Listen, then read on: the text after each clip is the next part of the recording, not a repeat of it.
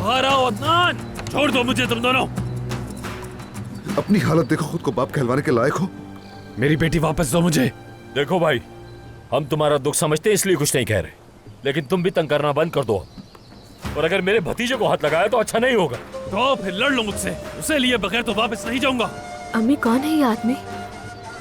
अरे बेटी मुझे क्या पता, नशे में लगता है वो आदमी। अच्छा तुम अंदर चलो, चलो चल के बैठ जाओ अंदर। मेरी बच्ची, मेरी जान।